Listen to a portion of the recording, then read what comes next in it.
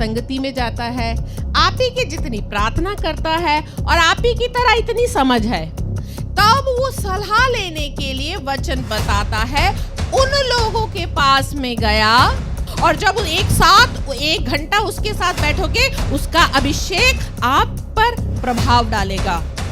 जब यहाँ कुछ नहीं होता तो खाली बैठ के क्या कर रहे होते हैं बच्चे? बात नहीं थी।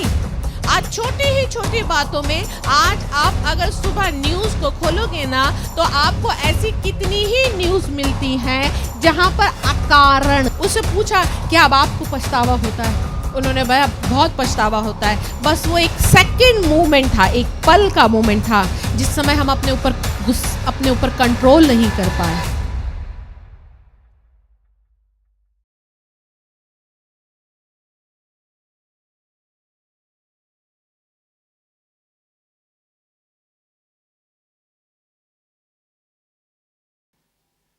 दूसरा बैरियर क्या आ जाता है हमारा? देखो, मोबाइल तो सभी के पास में है, ये तो खैर इनकार नहीं कर सकता। अब दूसरी चीज है, दूसरा बैरियर है हमारे फ्रेंड्स, दोस्त। हर एक जवान लड़के लड़की के दोस्त होते ही हैं। कोई ऐसा है जिसके दोस्त ना हो? होते हैं ना फ्रेंड्स। पहला बैरियर मोबाइल होता है, दूसरा बैरियर होता है फ्रेंड्स, बहुत अच्छे अच्छे फ्रेंड्स। और कई तो चर्च में भी इतने अच्छे अच्छे फ्रेंड्स बन जाते हैं। एक बार मैंने एक से कहा कि बेटा, तुम्हें आत्मिकता में बढ़ना है तो तुम अपने जितने भी संसार के दोस्तों उनको छोड़ो, तुम प्रभु में बढ़ो। तो उस व्यक्ति ने मेरी बात को क्या ले लिया, मतलब मैं चर्च के लड़के लड़कियों से दोस्ती करूं।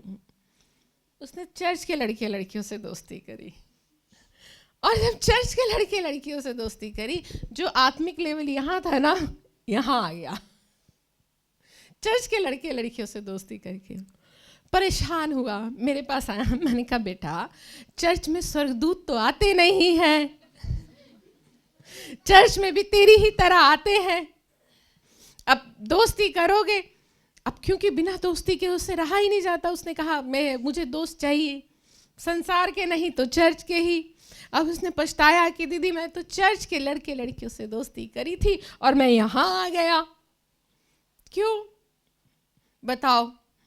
आप ही तो हो चर्च के, अब कोई स्वर्ग से थोड़ा उतर के आएंगे। और आप ही हो जो एक दूसरे के आत्मिक जीवन को बढ़ाने की बजाय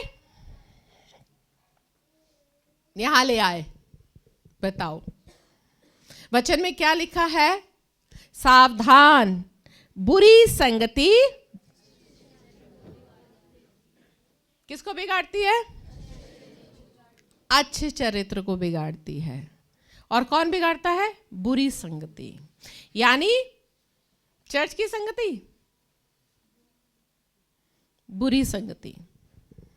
और बिना दोस्तों के हमसे रहा ही नहीं जाता है, और आप ही के दोस्त आपका बेड़ा गर्क कर देते हैं। आप में से कितने लोग हैं बिना दोस्त के रह नहीं पाते हैं? और पता है दोस्तों में सबसे अच्छी बात ये क्या होती है? एक दूसरे के राज है, यानी सीक्रेट्स हम किसी से शेयर करें ना करें, दोस्तों से हमारे सीक्रेट शेयर होते हैं। और दोस्त को सारी पोल पट्टी पता होती है। अगर किसी की असलियत जाननी हो, उसकी दोस्ती के सर्किल से पता चलता है कि वो कैसा है।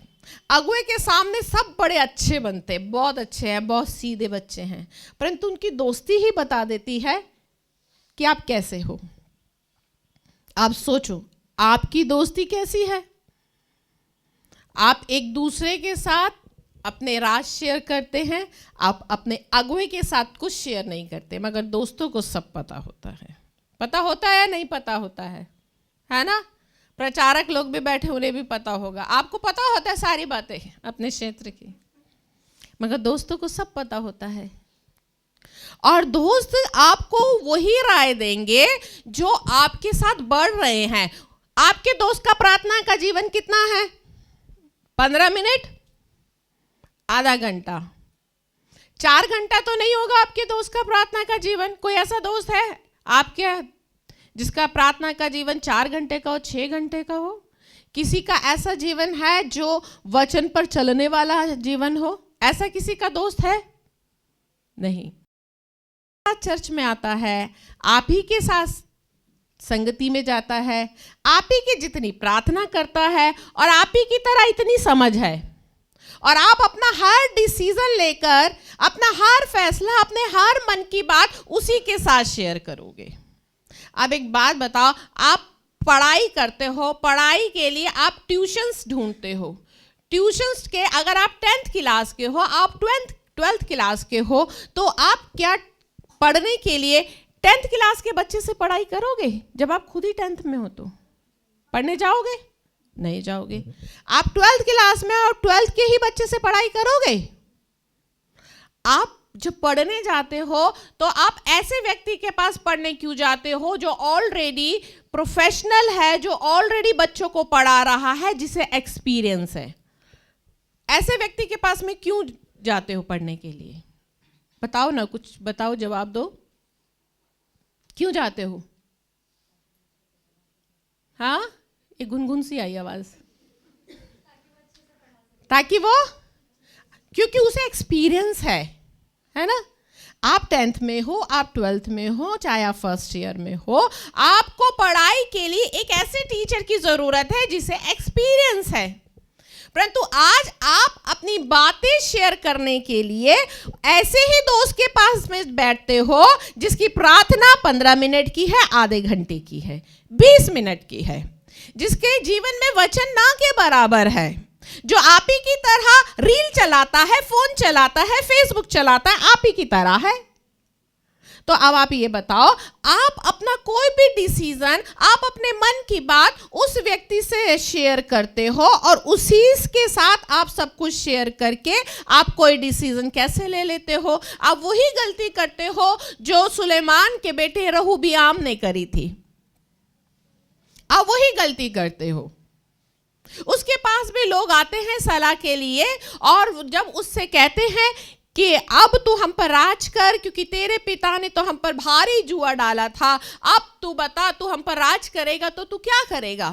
तब वो सलाह लेने के लिए वचन बताता है, उन लोगों के पास में गया जो उसके साथ बड़े हुए थे, उसी के साथ खेले थे, उसी के साथ खेले कूदे जवान लड़कों के पास में गया। वचन में लिखा, वो उन प्राचीनों के पास में नहीं गया जो उसके पिता के सामने उपस्थित रहते थे।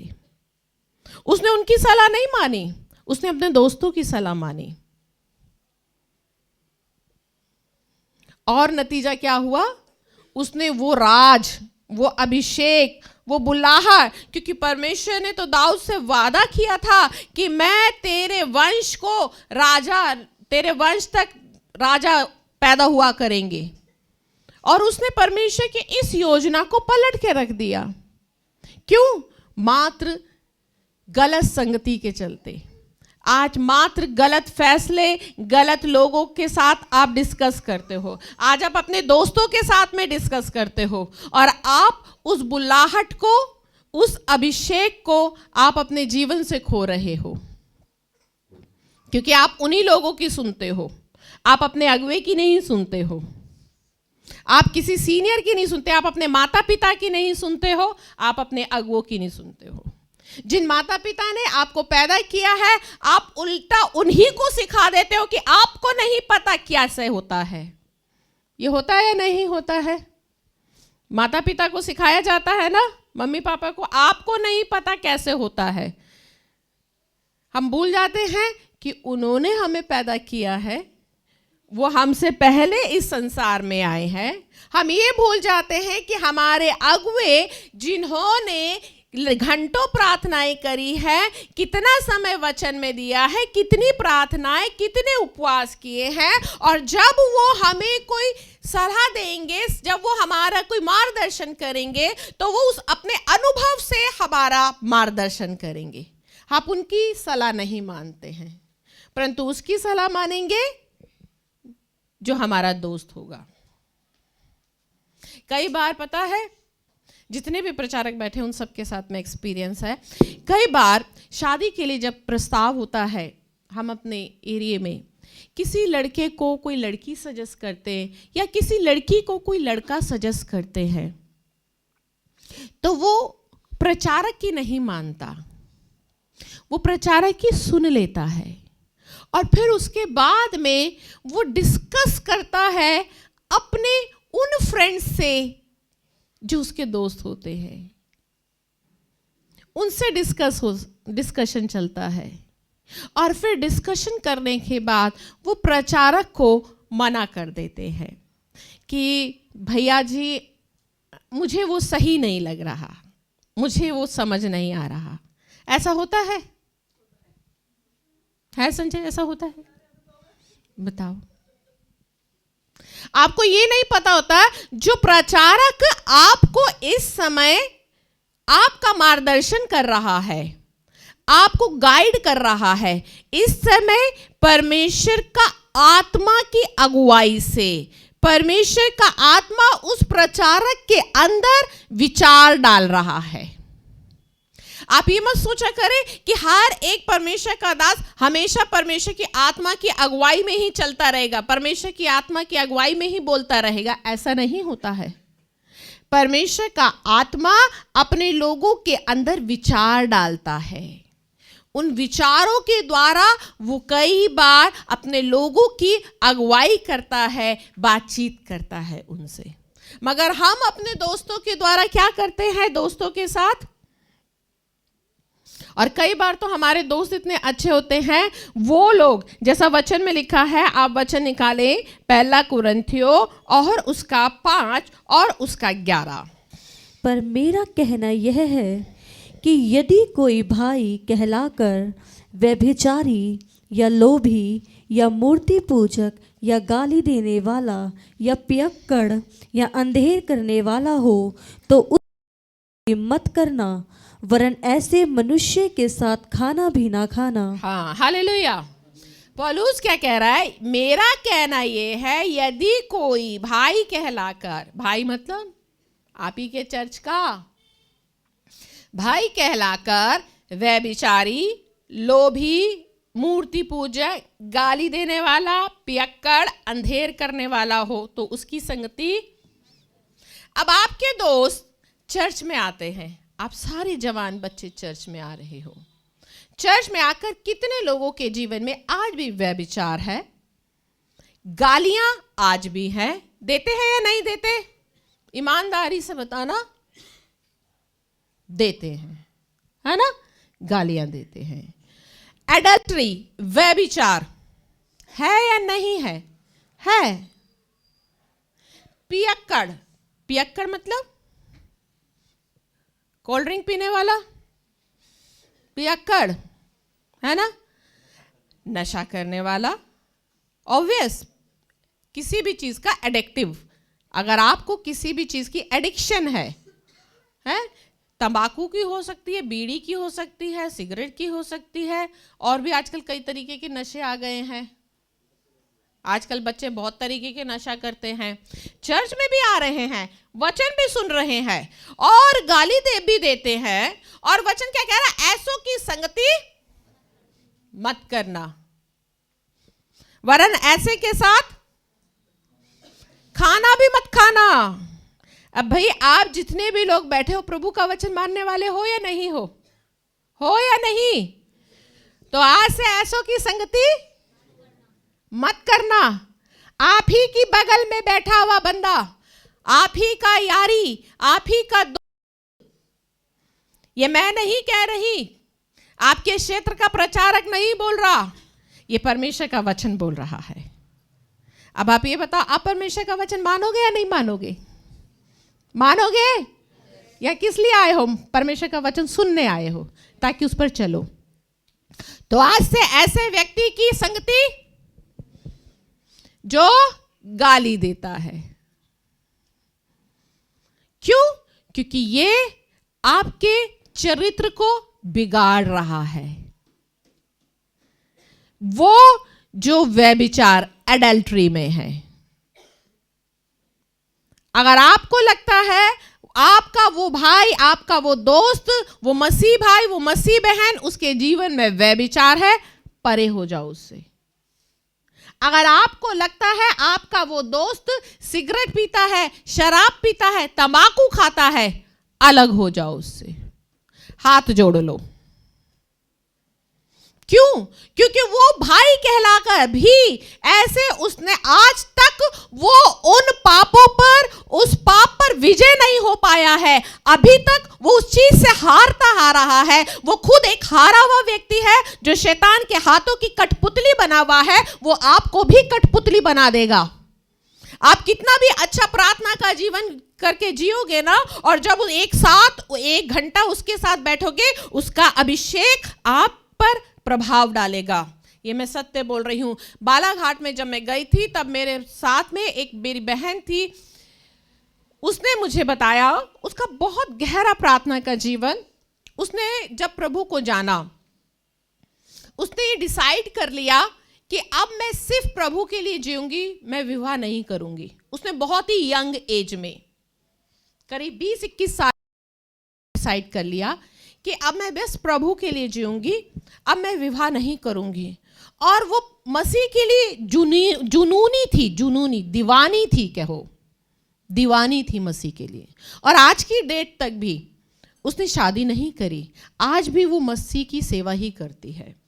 तब उसने मुझे बताया वो अपने परिवार में अकेली विश्वास में आती थी। बचपन से वो अपनी बहन के साथ में सोती थी। एक बार परमेश्वर ने उससे कहा, तू अपनी बहन के साथ मत सो, उसके साथ सोना बंद कर दे।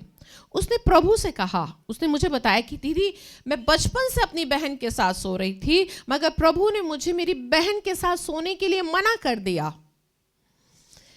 और जब मैंने प्रभु से पूछा कि प्रभु मैं अपनी बहन के साथ क्यों नहीं सोऊं, वो तो मैं बचपन से सो रही हूं, तब परमेश्वर ने कहा, तेरी बहन मुझ पर विश्वास नहीं करती है, मेरे विरोध में बोलती है, ना सिर्फ मेरे वरन तेरे विरोध में भी वो तेरे ही परिवार के लोगों को भड़काती है।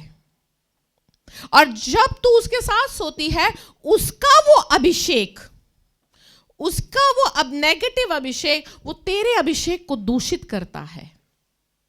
आप सोचो, वो लड़की जो बचपन से अपनी बहन के साथ में सो रही है, बड़ी हो रही है, मगर अब चूंकि वो प्रभु में आ गई, उसने प्रभु को ग्रहण कर लिया, और दूसरी बहन ने अभी तक प्रभु को ग्रहण नहीं किया, मगर उसके मन में अपनी बहन के प्रति शिकायत थी, कड़वाहट थी, अपने परिवार की चुगलियां करती थी उसके प्रति, और परमेश्वर का भी अपमान करती थी। इसीलिए परमेश्वर ने उसको मना कर दिया, क्योंकि जब तू इसके साथ सोती है तो तेरा अभिषेक दूषित होता है। जो बहन बचपन से सो रही थी उसको प्रभु ने मना कर दिया। तो आप जरा सोचो, जिस व्यक्ति के साथ आप 1 घंटा 2 घंटा स्पेंड करते हो, आप जिस व्यक्ति के साथ में अपना समय स्पेंड करते हो, उसके साथ समय गुजारते हो, उसका अभिषेक आप पर प्रभाव डालता है। जब एलिया स्वर्ग उठाया जा रहा था, तब उसने अपने चेले को मना किया था कि जा, तू वापस लौट जा, अब मेरा समय आ रहा है, मैं उठाया जाऊंगा। मगर उसके चेले ने ना उसका साथ नहीं छोड़ा, वो उसके साथ साथ बना रहा, साथ साथ बना रहा। उसने कहा कि मैं तेरा साथ नहीं छोड़ूंगा, मैं चाहता हूं कि मुझे तेरे से दूना अभिषेक। एलिया ने कहा, यदि तू मुझे स्वर्ग उठाए जाने तक के समय तक देखता रहेगा तो ही तेरे लिए ऐसा होगा। तो इसका मतलब उसने एलिया पर टकटकी लगाकर वो चलता रहा होगा, टकटकी लगाकर उसको 1 सेकंड भी अपनी पलक नहीं झपकने दी होगी, कहीं ऐसा ना हो मैं पलक झपकूं और ये एकदम से गायब हो जाए। वो उसके साथ साथ चलता रहा, साथ साथ चलता रहा। एलिया के साथ साथ चलने के कारण ये हुआ कि एलिया का वो अभिषेक, दूना अभिषेक एलीशा को मिल गया। आप जरा सोचिए, यदि आप एक ऐसे व्यक्ति की संगति कर रहे हैं जो आत्मिक है, जिसका जीवन प्रार्थना का है, जिसका जीवन परमेश्वर की आज्ञाकारिता में है, परमेश्वर के प्रति ईमानदारी से चलने वाला है, तो आप ना चाहते हुए भी आपका जीवन कहीं ना कहीं उसको देख देख कर उसके व्यवहार को, उसके उठने बैठने को, उसके आचरण को देख कर उसका अभिषेक आप पर धीरे धीरे प्रभाव डालना आरंभ कर देगा। परंतु आज हमें ऐसे लोगों की संगति में बैठना पसंद नहीं आता है। हमें उन लोगों की संगति में बैठना पसंद आता है जो हमारी तरह ही गप्पे ऊट पटांग की बातें करते हैं, जो दूसरों का मजाक उड़ाते हैं, जो दूसरों की खिल्ली उड़ाते हैं, फोन चलाते हैं, यूट्यूब पे रील बनाते हैं, इंस्टाग्राम पे रील बनाते हैं, क्योंकि कहीं ना कहीं हमारे अंदर भी तो वो पाप बसा रहता है। पौलुस के जैसा कहता है, वो पाप बसा रहता है, और वो जो हल्का सा वो जो पाप बसा रहता है ना, वो कहीं ना कहीं आपको आपके जीवन में मसीह की चाल से वंचित कर देता है। को वो संगति भाती ही नहीं है। आत्मिक लोगों के साथ उठना बैठना, ऐसे लोगों की संगति भाती नहीं है जो वचन की बातें करते, प्रार्थना की बातें करते हैं, जो अभिषेक की बातें करते हैं। ऐसों की संगति भाती ही नहीं है। आप सोचो, संगति हमारे जीवन में कितना प्रभाव डालती है। आप चर्च में आते हो, मैं अपने हर एक जितने भी मैं अपने जवान बच्चों को यही बोलती हूँ, भाई देखो, चर्च में आने वाला व्यक्ति स्वर्गदूत नहीं होता है, इसलिए चर्च के बच्चों से भी परे रहना। सच बता रही हूं। आप चर्च में आ रहे हैं, इसका मतलब ये नहीं है कि आप स्वर्गदूत हैं। और आप जितने बाहर नहीं बिगड़ते, चर्च में आकर और बिगड़ जाते हो, और परमेश्वर के मंदिर को भी आप अपवित्र हो। और ऐसा करके आप अपने जीवन में और भी दूना दंड लाते हो, क्योंकि आप परमेश्वर के मंदिर को बिगाड़ रहे हो। आप सोचो, इसीलिए तो प्रभु यीशु ने क्या कहा, तुमने मेरे मंदिर को डाकुओं की खो बना दिया है। तुमने ऐसा कर दिया है उसको। तुम हर तरीके का बुरा काम यहां पर करते हो, चुगली करते हो, लड़ाई झगड़ा करते हो, गाली यहां देते हो, हैं, व्यभिचार यहां करते हो, अफेयर यहां करते हो, यहां बैठकर खाली बैठकर फोन यहां चलाते हो। जब यहां कुछ नहीं होता तो खाली बैठ के क्या कर रहे होते हैं बच्चे? यहाँ फोन चला रहे होते। कई बार हम सीसीटीवी से देख रहे होते हैं, नीचे बैठे होते हैं, ऊपर जब एक मीटिंग खत्म हो जाती है, दूसरी मीटिंग लगने वाली होती है, तो कितने ही जवान बच्चे यहाँ बैठकर, परमेश्वर का मंदिर है, यहाँ अंदर बैठकर फोन चल रहे होते हैं उनके। आप यहाँ बैठकर रील देख रहे हो, आप यहाँ बैठकर यूट्यूब चला रहे हो। ये परमेश्वर का मंदिर है। आप यहाँ पर ये सोच कैसे आ जाती है कि आप परमेश्वर के मंदिर में ये सारे काम कर सको? आप यहीं पर बैठकर आप एक दूसरे को मैसेज टाइप कर रहे हो, तो परमेश्वर के मंदिर में आप मैसेज टाइप कर रहे हो। आप किसको धोखा दे रहे हो? आप एक प्रचारक को धोखा दे सकते हो, अपने अगुवे को धोखा दे सकते हो। वो परमेश्वर जो सर्वव्यापी है, इस समय उसकी नजर यहां पर बैठे एक एक व्यक्ति पर लगी हुई है। कौन किस मनसा से बैठा है, कौन वचन को सुन रहा है, किसका ध्यान कहां पर है, हर एक पर उसकी नजर टिकी हुई है। चर्च के अंदर बैठकर मैसेजेस टाइप हो रहे होते हैं। इसे कहते हैं, तुमने मेरे मंदिर को डाकुओं की खो बना दिया है। इसीलिए कह रही हूं, अपने दोस्तों को जब आप चुनते हो ना, बहुत ध्यान से चुनो। आपको कोई अच्छा दोस्त नहीं मिलता, अकेले रहो। सबसे अच्छी बात है, चर्च आओ, सेवा करो, जाओ, अपना आत्मिक जीवन की रक्षा करो। जरूरी नहीं है दोस्त पालना, जरूरी नहीं है। चर्च आओ, आराधना करो, जो काम आपको सौंपा जाता है आप सौंपो और जाओ, अपना आत्मिक जीवन जियो। मूसा भी तो 40 दिन अकेले रहा, एलिया 40 दिन अकेला रहा, प्रभु यीशु मसीह भी अकेले रहते थे पहाड़ पर। और जब व्यक्ति अकेला रहता है ना, वो परमेश्वर से मिलता है। याद रखना, अगर आपको वास्तव में परमेश्वर की खोज है तो ये जो अमचे चमचे पाल के रहते हो ना आप, ये छोड़ दो। अगर परमेश्वर की खोज है तो, वास्तव में आप परमेश्वर को खोजने के लिए आए हो तो ये दोस्ती, फ्रेंडशिप, ये सब छोड़ दो। हालेलुया। वचन में क्या लिखा है? नीति वचन में, नीति वचन 22 उसका 24-25 क्या कहता है? ये अभी मैं आपको, आपका जो पहला बैरियर था आपका मोबाइल, दूसरा था फ्रेंडशिप। ये मैं अभी फ्रेंडशिप पर ही चल रही हूं। कौन कौन से फ्रेंड्स है, किस किस से दूर रहना आपको? क्रोधी मनुष्य का मित्र न होना और झट क्रोध करने वालों के संग न चलना, कहीं ऐसा न हो कि तू उसकी सी चाल सीखे और तेरे प्राण फंदे में फंस जाएं। हाँ, और वचन क्या कह रहा है? क्रोधी मनुष्य का मित्र ना होना, यानी ऐसे व्यक्ति से मत रखना जिसे गुस्सा जल्दी आ जाता है। क्योंकि हमारे परमेश्वर का स्वभाव क्या है? वो तो विलंब से कोप करने वाला परमेश्वर है, विलंब से। याकूब में भी कहता है, सुनने के लिए तत्पर, बोलने में धीमा और क्रोध में धीमा होना। वचन हर जगह कितनी ही बार, कहीं पर भी क्रोध के बारे में ये नहीं लिखा कि तुम क्रोध करना। प्रभु यीशु मसीह ने भी कहा है क्रोध मत करना।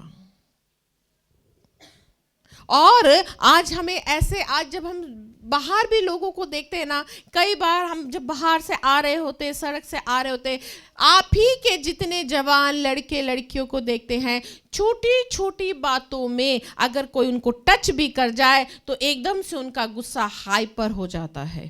छोटी छोटी बातों में अगर किसी ने जरा सा भी कुछ कह दिया, उनको गलत बात लगती है।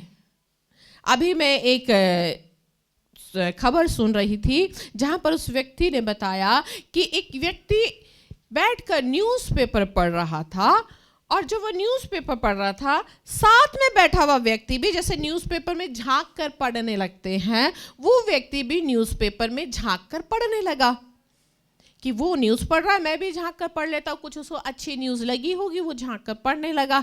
इस बात पे जिसका न्यूज़पेपर था उसको गुस्सा आया, वो उससे लड़ने लगा, और लड़ते लड़ते उसने चाकू निकाला और उसका मार दिया। ये क्या है?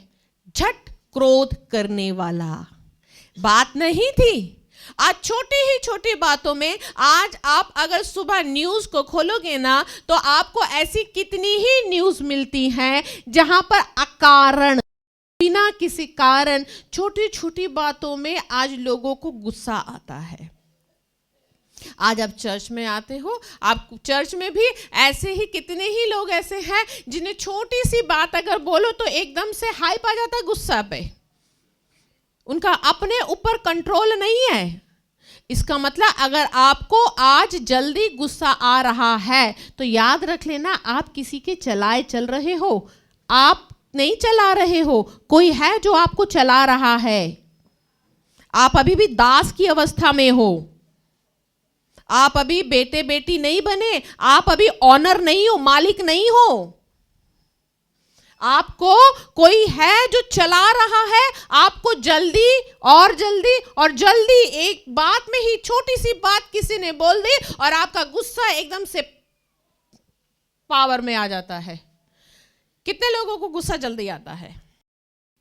एक, सिर्फ एक को ही आता है, 2, 3, 4। इसका मतलब आपको कोई चला रहा है, याद रख लेना। क्योंकि गुस्सा पवित्र आत्मा के 9 फलों में से नहीं है, याद रखना। पवित्र आत्मा के 9 फल है, प्रेम, आनंद, मेल, धीरज, कृपा, भलाई, विश्वास, नम्रता, संयम। इन 9 फलों में से कहीं पर भी गुस्सा नहीं है। और गुस्सा दिलाना किसका काम है? शैतान का। एक बार मैं एक न्यूज़ सुन रही थी, एक रिपोर्टर तिहाड़ जेल में गया था तिहाड़ जेल में उसने कैदियों को इंटरव्यू लेने के लिए गया था कि तिहाड़ जेल में जो कैदी बैठे हैं उनका इंटरव्यू लेने के लिए कि आज जो वो सजा पा रहे हैं वो किस कारण से सजा पा रहे हैं।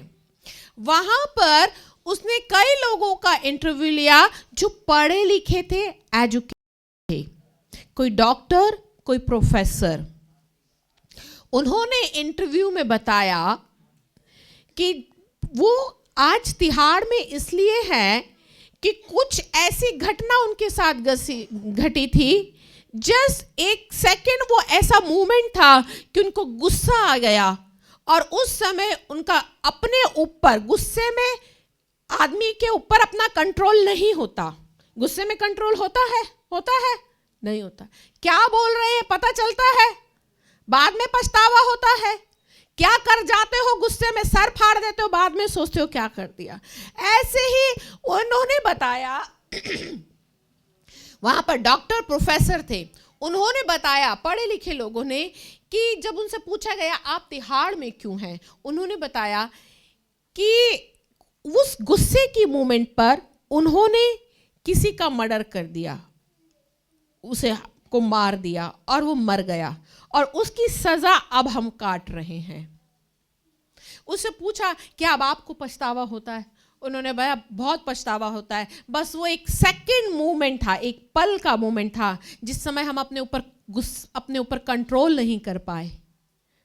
आज कितने ही जवान बच्चे ऐसे हैं, आप तो कलीसिया में हो, कलीसिया के बाहर जरा जाकर देखो, आज कितने ही लोग ऐसे हैं, आज हर एक गुस्सा अपनी नाक में लेकर फिर रहा होता है। आप जरा सा उसको टच भी कर दो ना, आपकी गाड़ी अगर सामने वाले से टच कर जाएगी तो एकदम से वो लड़ने को उतारू है आपको मारने के लिए तैयार है, उसका अपने ऊपर कंट्रोल नहीं है।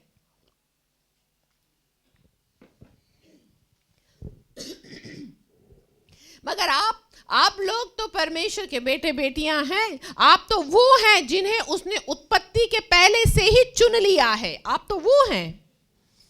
मगर आज ताकि आप अपनी रेस को पूरा ना कर पाए, ताकि आप उस दौड़ को पूरा ना कर पाए जिसके लिए आप बुलाए गए हो, ताकि उस बुलाहट में खड़े ना हो पाओ जिसके लिए आप बुलाए गए हो, अभी तक उसने आपके जीवन में इन कमियों को बनाकर रखा है। आपको छोटी छोटी बातों में गुस्सा दिलाना उसका काम है।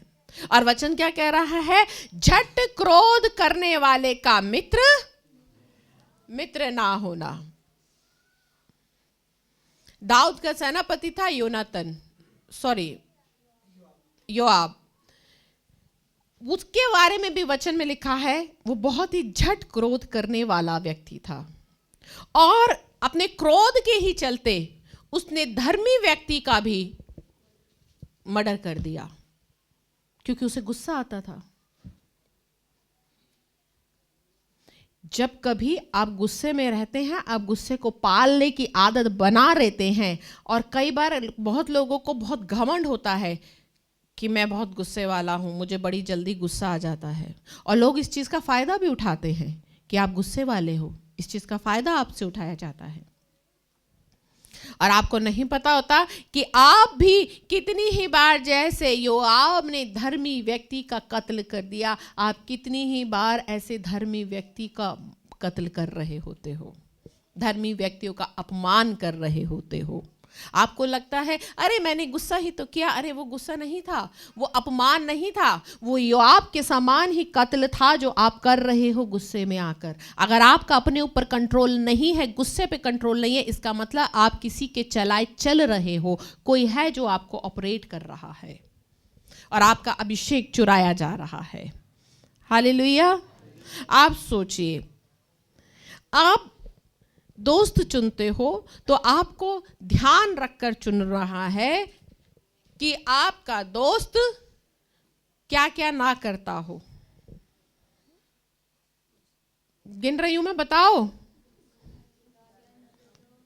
गाली ना देता हो, चोरी, बच्चों की तरह मत बोलो, चोरी ना करता, झूठ ना बोलता हो, है हाँ, व्यभिचार, लोभी, मूर्ति पूजा और झट क्रोध करने वाले के मित्र ना होना। क्योंकि यदि आप ऐसा कर रहे हो तो कहीं ना कहीं आप खुद ही अपना अभिषेक खराब कर रहे हो।